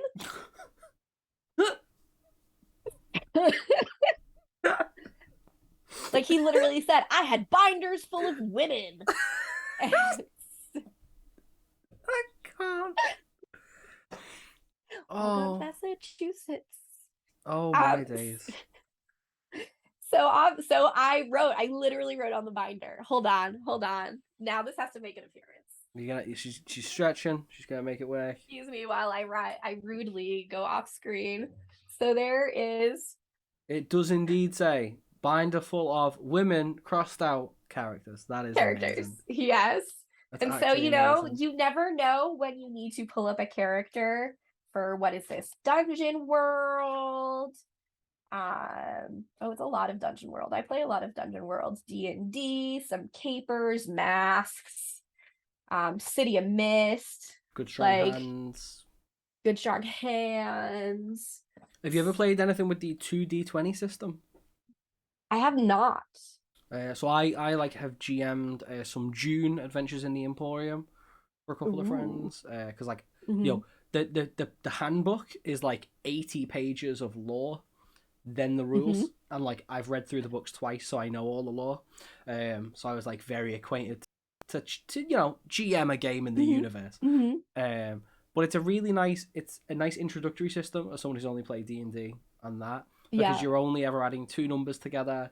You have like drives which are like help you role play because it's like, well, this is what your character would do, so that helps motivate your Mm-hmm. action choices. And then you're Mm-hmm. picking stats like battle or movement. So it's very like neat. However, the rolling mechanism is inversed. So like one is like critical success, 20 is a complication. Ooh. I won't name names, but they'll know who they are if they listen to this. One of my friends has subsequently developed the name Complication King because they were Oh so good no. at rolling Oh 20s. They'd be a no. great D&D player, but No, um, I've played a lot of D6 games. I'm looking up at my shelf. Um, really I did just recently get Dialect, which oh, is a game. It's literally called a game about languages and how it dies. oh, Um, I think I've heard of that actually. yes. I think I've heard And about it then on a project I'm not going to name on this podcast because I don't know if I can mention it. and then one I've had forever that I kickstarted that I'm dying to play is called Good Society.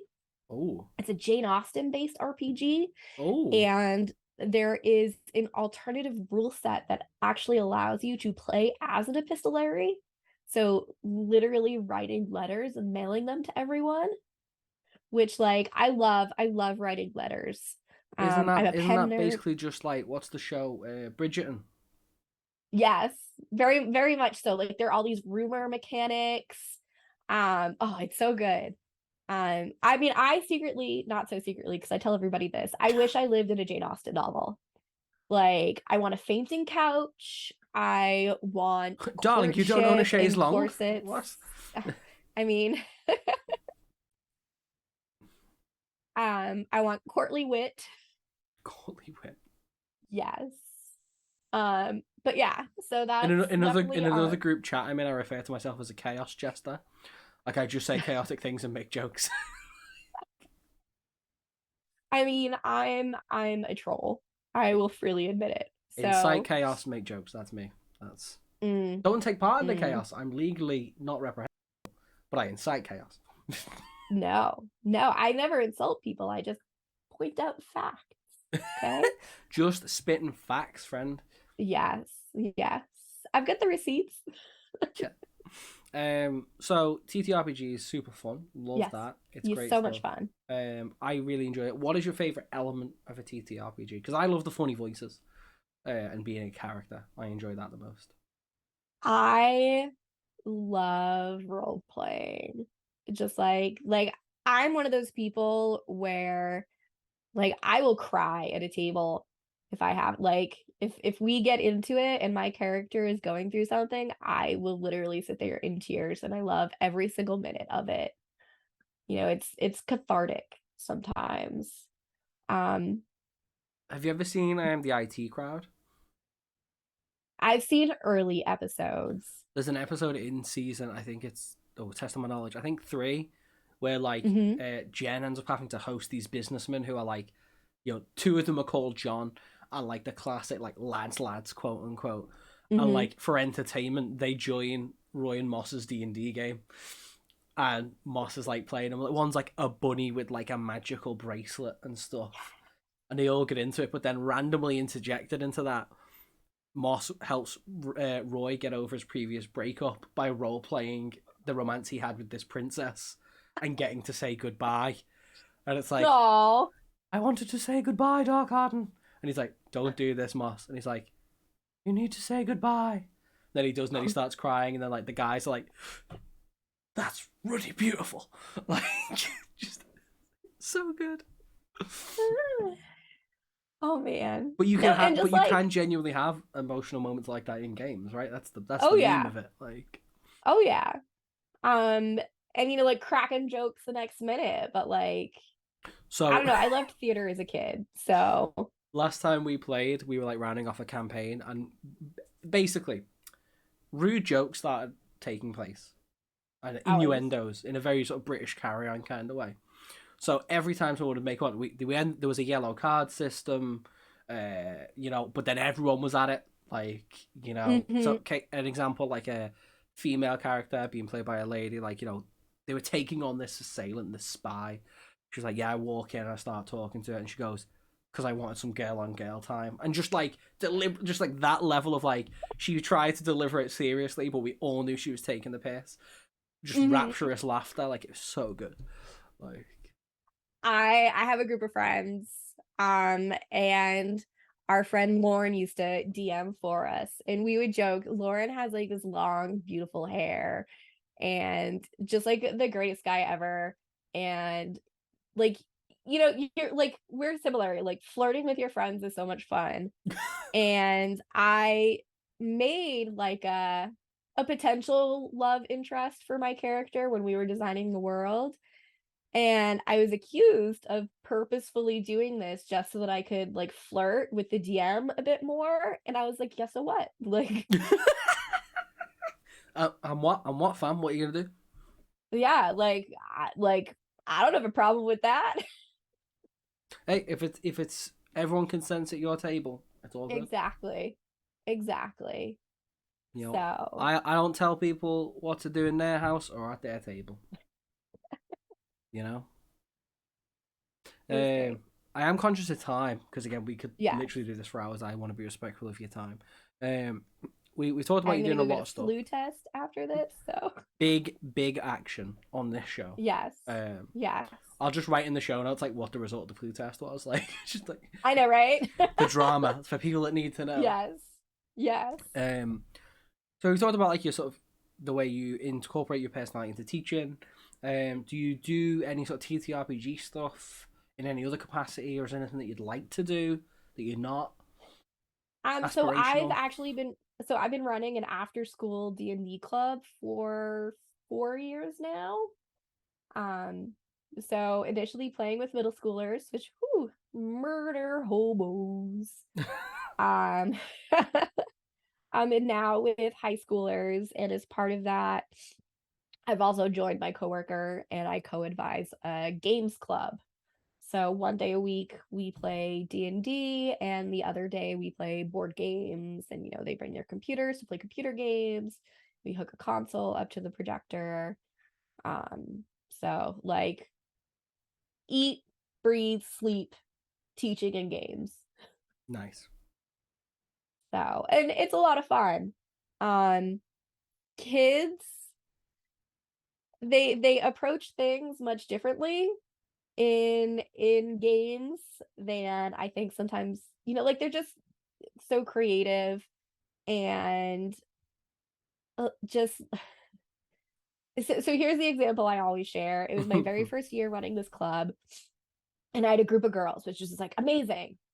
And one of my students, and she's a senior now at the high school, and I told her once that I referenced her on a podcast, because I brought it up another time, and she was like, "Are you serious?" I was like, "Yeah." And like these kids take ownership of their characters in such interesting ways. And so she was a cleric of Timora, and we are at this pivotal moment, and we were looking at a TPK, and she was like, well, I'm going to reach out to my god for help. And I'm like, okay. Can you just So like explain TPK for us? total party kill, where everybody's about to die, Okay, thank you. and sad face. And I'm like, okay, this is the moment.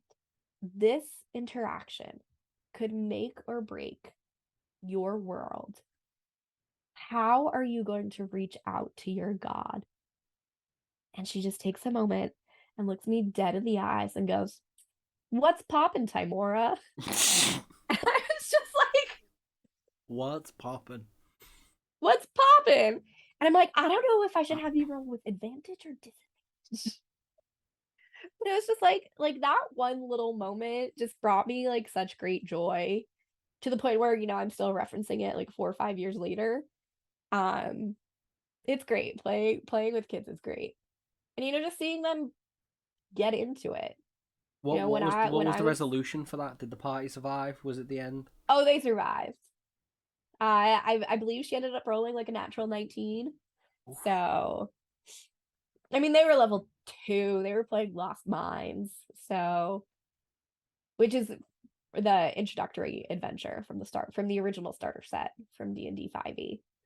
So I think I've got the starter set. I think no, I had the starter set, and then I've got like the one that has the ice adventures in. Like the Icewind Dale, I think.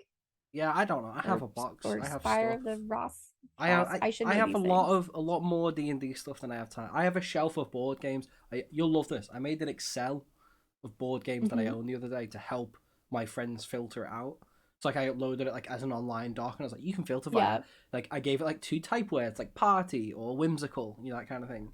And like the number of players, the average game time, so that when people come Yeah. over, we can like they've already had a Oh my look at what there is God. to play.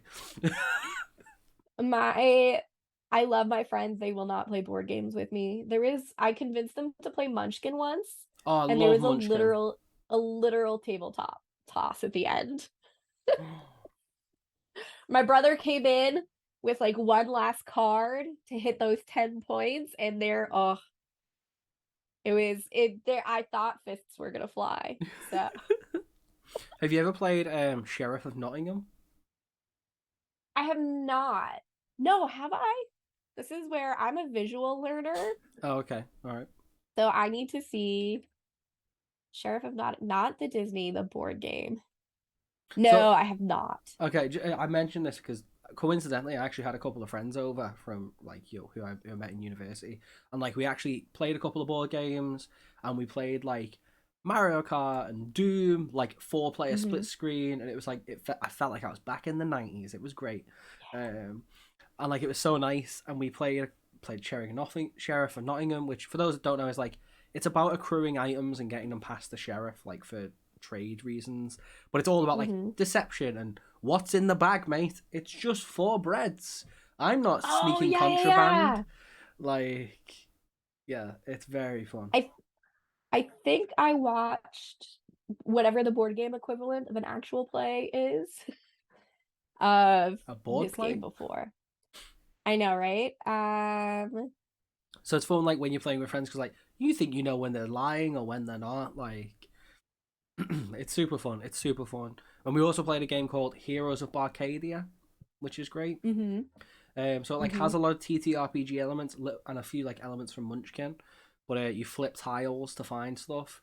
But the kind of Mm-hmm. the gimmick is that your character is a glass or plastic cup, and your health is your drink of choice.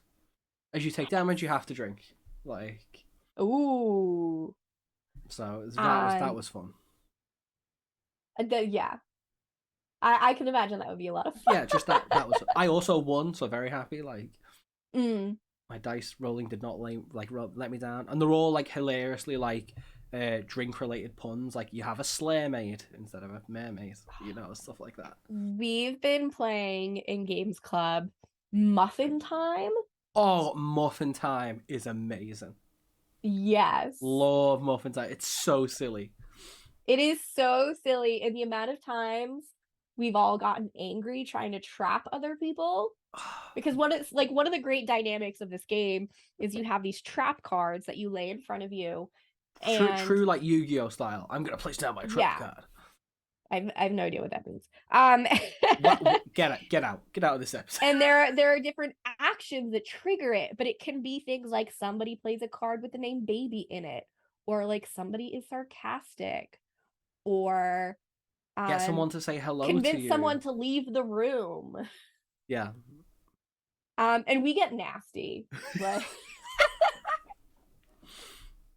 Nice. Muffin it's time such is a fun game. really good. Yeah.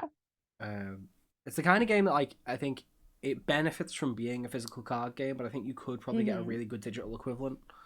Like I don't think it'd be hampered by it too much. Well, it gets tricky because one of the trap cards is, put this card on your forehead, and if nobody says anything about it before your next turn.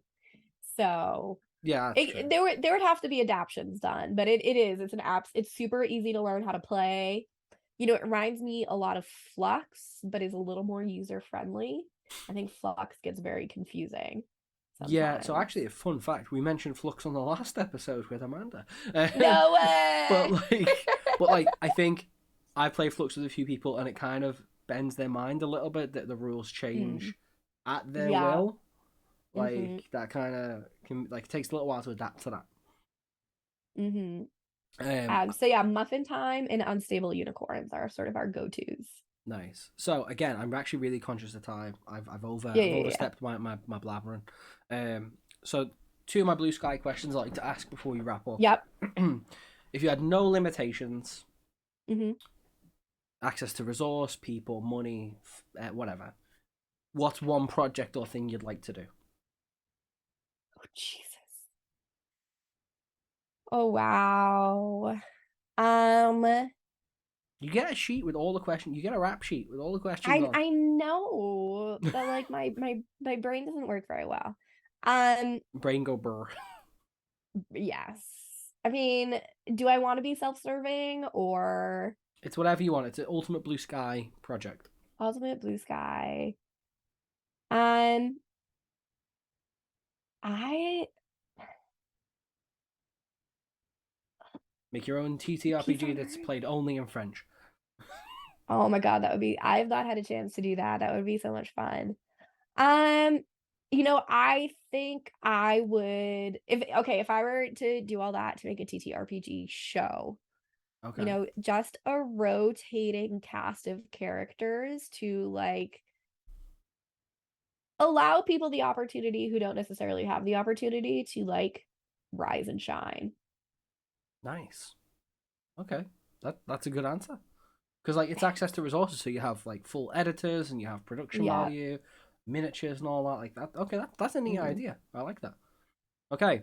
Is there anyone that you would like to give a shout out to who's like an inspiration or someone you think could deserve a bit more applause or anything like this? Oh my goodness. Besides you, You could say me, but this episode's been so referential already, I self-referential. Like know. that would be a bit much. I'm not going to stop. You know, it's Um, your answer to the question. oh my goodness. It's like I mean, can we just like worship take this a little bit more? We can. But seriously, like there's so many people out there who have been just so welcoming and kind and like I don't know if there's enough time to list them all. That's why you got to try and Um, pick like one, maybe at most two. okay, two, I'll say are my unplugged crew. Um, Travis, not Justin, from D&T, which he'll understand. I mean, I It's get a that really bad. reference. Yeah. And the always wonderful Dr. Elizabeth Kilmer. We hung out all of Unplugged and they were so much fun. Um, Also just a shout out to my local game store, Alpha Omega Hobby, who are so incredibly generous and have made donations to my school game club. They've always been supportive when I've approached them about advertising Take This stuff. They're posting something about the Take This Riot Games vote in their Discord today. You'll understand that reference from 2 months ago. Um, but like, yeah, local game stores always deserve your love because they'll show you that love right back. True story. Mm-hmm. True story. My one of my local. It's a game store, but it's also a cafe. It's like a board game cafe. So you go, Love board you game play a cafes. game, and like yeah, Yeah. you pay for the hours. Super Mm-hmm. nice. Previous guest on the show, owner of said Hey. game cafe, Rachel Button, way back in season 1. But like it's great. It's a really good place. One of my favorite places. Mm. Definitely, it's one of those places that if someone visits, I'm like, we have to go. Yes. Can I give one more shout out? You've already exceeded the limit, so sure, why not? Okay. So, Chris has an amazing podcast. Some friends of mine have just started in the past year a podcast called Tabletopped, where they talk about all aspects of TTRPGs. They had me on a couple months ago to talk about gaming with kids, and it's absolutely hilarious, and it's a bunch of great human beings, and you should check them out. Okay, all right. Advertising another I bet you podcast if you're on my looking for some podcast. podcast, if you're looking for some podcast exposure, I could probably get you on the show. I feel like I should need it now because everyone's gonna not listen to any more of this and go and listen to that. Like, sweet goodness. Excuse me while I plug somebody else. God. But no, seriously, Don't do that without the like, permission. I know, right? You know that you would be my number one choice for people to shout out because you have been such an amazing, supportive friend, and I'm very lucky to have you in my life. What? I'm blushing I over can't wait here. for all the chaos we're gonna cause in March. So It's gonna be so good. It's gonna be so good. If there's no April podcast, it's because we've been arrested. Now there will be an April one because I'll have already done it. But if it Oh, there you stops, go. if there's a gap, we know why. Yeah. Now you'll know why. Like May just doesn't have an episode. No one talks about it. It's fine. Like, got detained. The audios are a little rough. Chris, it sounds like you're dialing in from somewhere not your usual setup. Okay. Last bit of fun. Some quick fire questions. You're going to a biodome of your choice. Because I wouldn't go to a tropical island. Have you seen me? I'll be no probs. And you are taking with you one film, album, book, and video game, one of each. You are allowed to have any collections. So if it's like a TV show, it's sold as a box set. You can have the whole thing, etc., etc. You can have a greatest hits album or a collection of albums. Okay. What are you taking with you, and what biodome are you going to? Okay, I'm going to a New England forest. Okay. Love them forests. I'm bringing Mean Girls. Excellent choice. The movie. So you said movie, book, album, and video game. Book. Ooh, that would be His Dark Materials by Philip Pullman. Ooh, love them. Love them. Choice. Music. Ooh, Hamilton. Soundtrack. Okay. Yeah. And video game. Ooh. Monster Hunter. Oh, which one? World. Monster Hunter World got me through the pandemic. So just so much fun playing with my friends. So that would be my I play a little bit of Monster Hunter World, very good, but like just I don't I have this relationship with games where I love them, I play them a lot and then stop. Yeah. I get to like 90% complete and then I'm like, but I don't want it to end. And then I never finish. I'm coming to an end with like my time with Deep Rock Galactic. That I put in like 100 hours into because I just enjoy it so much. But like Crisis Core arrived this week because it's December. I'm dating the podcast again. But like like stuff like that, and I'm like, I've bought a few games here like new because I was like, I'm gonna get into these and haven't played them. It's tax deductible. It's fine, so don't worry about it. I've finally put my hat in the ring to try to get a PS5 because there's so many games coming out that I'm just like, it's that time. The time has finally come. I know. Diablo's 4, let's go. Okay, so again, we've nearly ran to time. I'm thinking about you. I'm thinking about the fact that you need to go to get a flu test. Last question. I would like to turn the tables upon myself and say, would you like to ask me a question? I've had like, what are you doing with your PhD? Who would you like to have on the podcast that you haven't? What are my answers to the biodome questions? They're ones I've had before. How's that bingo card? No. That is an in-joke that is not going to get discussed on this episode. It's not being discussed. Add 3 hours to your time card, Liz, okay? There are lines, and you're dancing on it. Gladly. So I would say, who, besides the ever inglorious B Dave, who is your dream podcast? Or is that what Amanda asked you? Who's your dream podcast? That is the question, yeah. Forget her. Literally just said, I've been asked who to have on the show. And you're like, who would you have on the podcast then? I know. Listen, my brain is like boiling. Um, I know, right? Okay. Um, if you had the opportunity, so you have the opportunity to create your dream D&D table.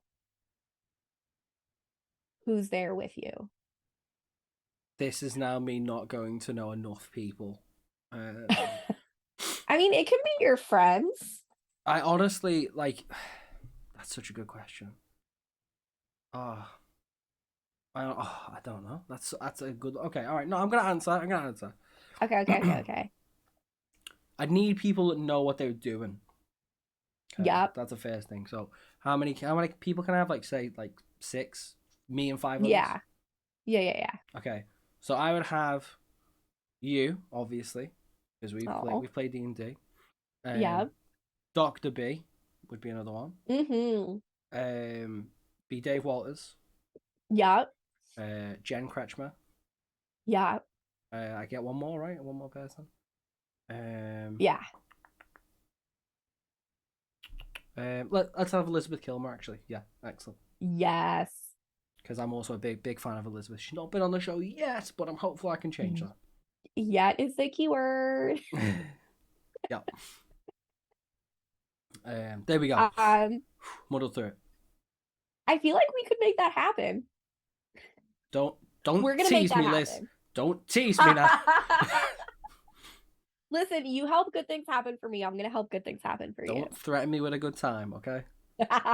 Thing is, though, how that would actually go, I'd turn up with like one of my pretty sets of dice that I have like on a shelving unit behind me, and I'd be like, I like to do funny voices, and everyone would like be like Hey. playing TTRPGs, and I'd be like, look at me, I'm wearing a t-shirt with my face on it, which I'm actually wearing, by the way, for people listening to the show. I'm wearing my own merch. Excellent. I mean, hey. It's my show. I can do what I like. Exactly. I've been showing these off whenever I've been in like online meetings past couple of weeks, but I have Psyched to be with you coasters. Ooh. So I just like whip check out my show, Psyched to be with you. You can get it on a coaster. Just because. I mean, why not? Just at like inappropriate times. Like just I was doing like a panel for like the university I work at. I was hosting it. And I was like, yeah, and by the way, I host the podcast, Psyched to be with you, like introducing myself. Here's a coaster with the logo on. It's like, because all of the things that you could pull out of your pocket, some people are visual learners, and seeing the artwork helps. Yeah. So.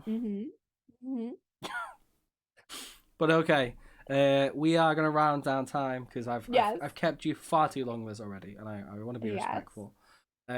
The last thing is, where can people find you for all these hilarious hijinks on the internet? Is there a place that you prefer people to find you? If Twitter still exists in the year 2023. We are gambling on this. We do try to have the same usernames in other places, but, you know. Yes. If you search Yes, I did finally like rename a lot of my socials, so they're all the same. So I'm on Twitter at LizFavtastic. The links will be available wherever you found this episode. Yeah, same thing for Instagram and Hive. Instagram is mostly cat pictures, but like whatever. Here for it.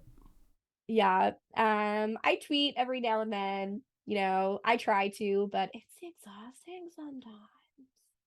Yeah. Otherwise you can catch me in the Take This Discord or the first, third, and if there's a fifth Monday of the month on Take This Plays over at takethis.org or at the Take This org Twitch channel. Starting at 6:30 p.m. EST, we just play fun games and have a cool time. Yup. It's banger. 10 out of 10. Yep. All right, well, Liz, this has been great. This has just been a lovely chat. It's been nice to hear some stories and information about you and hear some of the incredible things you get up to in the incredibly candid way you delivered that information. I want to say I appreciate you very much for being on the show with me and for sharing this time and space. But otherwise, all that remains for me to do is say thank you for listening. We'll see you again next time. And as ever, for our video join us. I'm going to click on the stream ending screen. I accidentally left the festive emotes on it. Don't mind those. I'm not gonna remove it now. It's too late. But otherwise, look after your mind, body, and soul. And I'll see you again very soon. Bye bye. Hey, mwah.